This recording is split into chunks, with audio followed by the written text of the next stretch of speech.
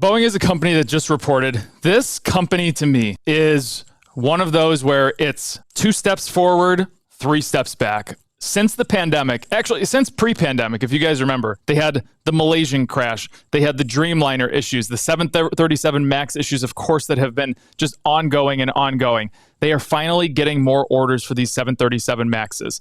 These Dreamliners are finally getting back to the air. Remember, they were causing fires in the cockpits or fires in the galleys or something like this. It's always 2 steps forward, 3 steps back for Boeing. So hopefully this gets them on the right track. Something that gave me a lot of confidence about Boeing, Delta ordered a ton of planes from them. It was Delta's first order from them in about 10 to 20 years, which when a company comes out of nowhere and has been using Airbus and says, we're going to start using Boeing, maybe that's definitely something that you need to listen to.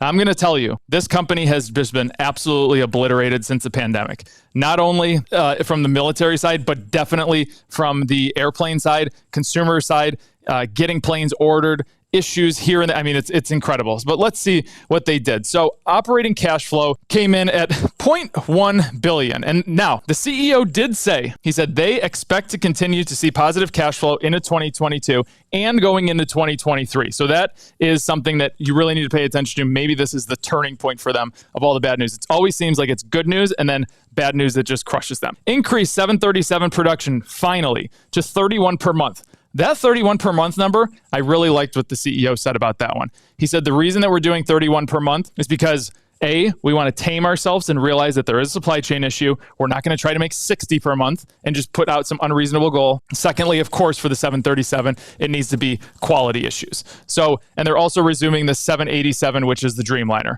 Successfully complete CST Starliner uncrewed orbital flight. This is something else that they've been trying to do for a while. Again, it can't be bad news for Boeing, I don't think. Revenue of $16.7 billion, totaling backlog, including over 4,200 commercial planes. I would actually, if it was me and I wanted to dig actually even further into this, I would want to see how many planes out there that Airbus has. Now let's get into some numbers because remember, guys, it's Airbus and Boeing. For commercial planes, Airbus and Boeing, that's what it is.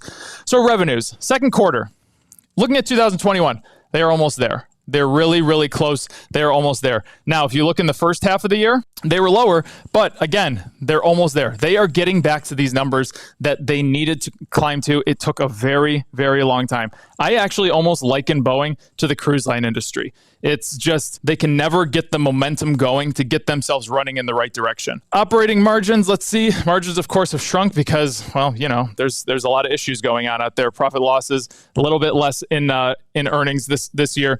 Net earnings, let's see. Okay, to find the profit, I'm just going to skip over here and just see what they did on our 8 pillars software.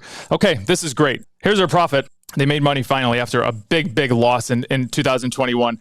I mean, significant loss. I mean, they did make money, but look at that number, $19 billion, growing, crushed right here, minus. And now they're kind of starting to come back. So we're going to see exactly how Boeing can rebound. It's been a long go for Boeing. Now, it's also important to start looking into their defense world. Actually, look at this. Commercial plane deliveries. I just noticed this. 121 versus 79. So that's a really great number. Even going into 2021, they actually increased their commercial planes. This is perfect. This is really great. Now we go into defense. Defense is a massive part of Boeing. If you're looking in defense, it's Boeing, Northrop Grumman, Lockheed Martin, etc.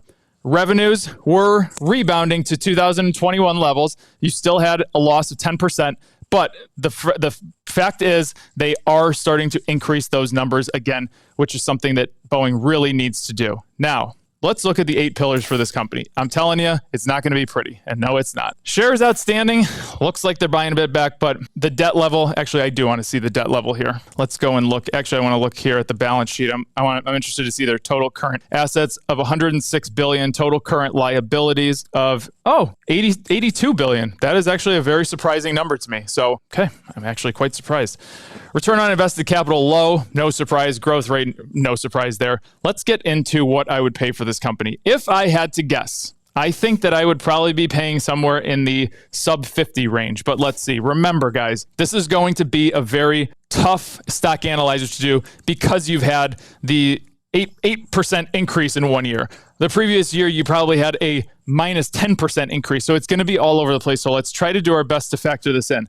If we're going to do a 10-year analysis on Boeing, let's call it, let's see, let's go 0, 3, let's go 0, 4, and 8. Why don't we go 0, 4, and 8? Profit margin, I mean, they have to make profit margin. Let's go 3, 4, and 5. Another thing is they do have government contracts. Government tends to overpay. 3, 4, and 5 on free cash flow. PE. Now, Boeing is one of the only, outside of Airbus, and the Airbus is not in the United States, they are pretty much the only in that play, in this sector as far as commercial planes go. Now, defense, it's a different story. So I'm going to put in 12, 14, and 16 here. I mean, how much bigger can they get? Let's go 12, 14, and 16 here with price to free cash.